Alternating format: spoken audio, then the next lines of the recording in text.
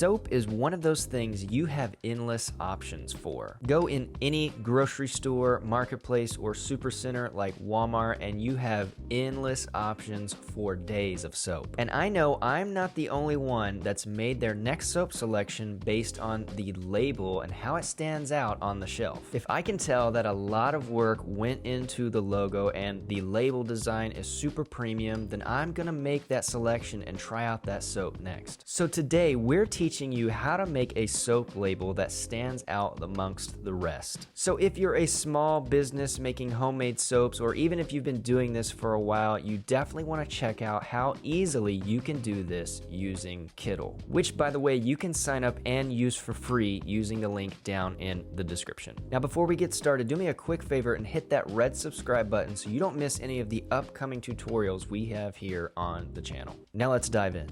So to get started, we are actually going to use a template. So if we click on labels here on the home page of Kittl, it is going to show me so many different styles of labels, and we actually already have a ton of different soap labels. So you can see there's Flora soap right there.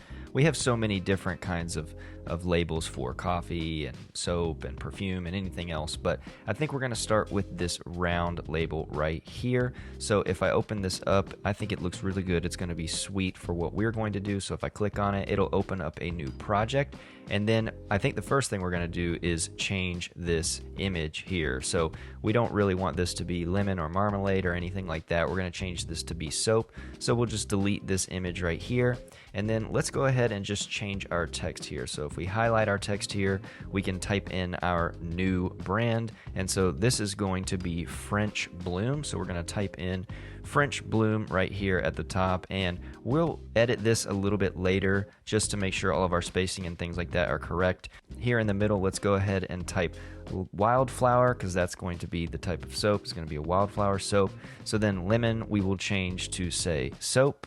And then over here, we're going to change London to Paris. And we will worry about these spaces like I mentioned a little bit later. There's a little bit too much space here on the left and right, but that's okay. We will get to that in just a bit. So now we need to find a nice illustration, a nice white flower, maybe a group of flowers that can go here in the middle. So if I click over on illustrations in the elements panel, I can scroll down to vintage flowers, and that's the kind of vibe we're going for. That's the aesthetic. So if I hit this arrow and expand it, I can hit show all, and I can scroll through so many different vintage florals. They're all amazing. A lot of them would work, but I think this group of flowers over here on the left is going to work. I like how this looks.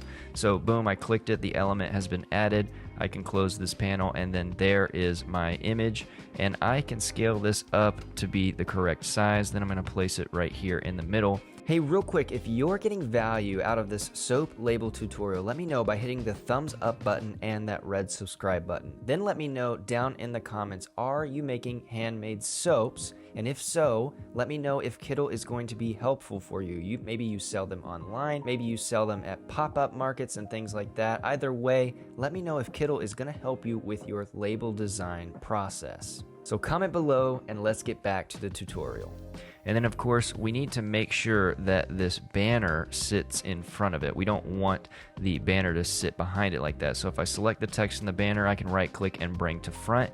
There is my design I can get going with. And so now what we need to do is maybe put a ray behind the flowers. I think that might be a really nice component to give it just a little bit more interest. So if I scroll down on the ornaments section, I can find these rays. So if I drag this one over, I can size it up, and I can already tell it's really cool. It's going to bring that just a little bit of added interest. I can use the align tools over here on the right to make sure it's right in the middle of the frame. And then I can just make sure the sizing is exactly how I want it. Now we need to put this ray behind the flower. So if I open up the layers panel, I can grab this illustration and then click and drag it down below the flower. And so boom, now it's looking really cool. That's going to be great later when we change our colors.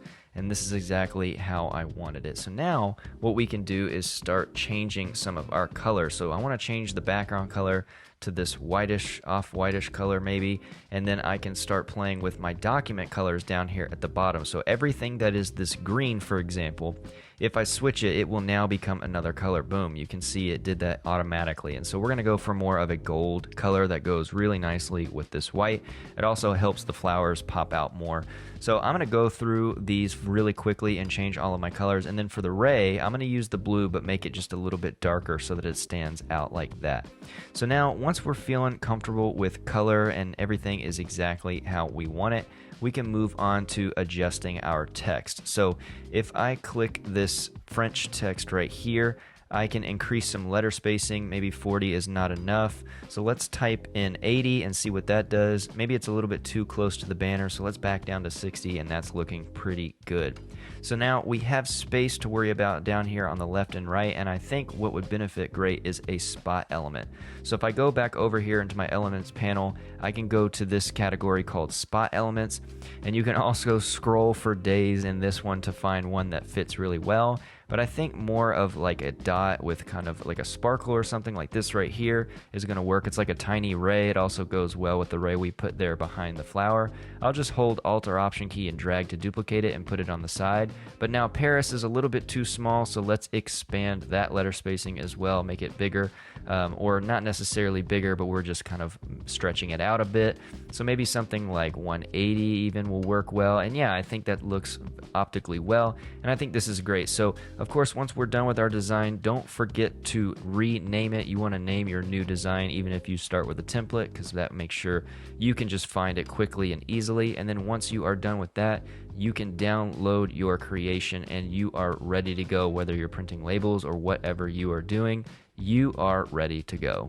Well, that's all for this video, but make sure you check out the other videos right here on my right. And before you go, I'd love it if you hit that red subscribe button. It just takes a second, and that's a way for you to know when we upload more videos here on the channel. Thank you so much for watching and for using Kittl. Until next time, create magic.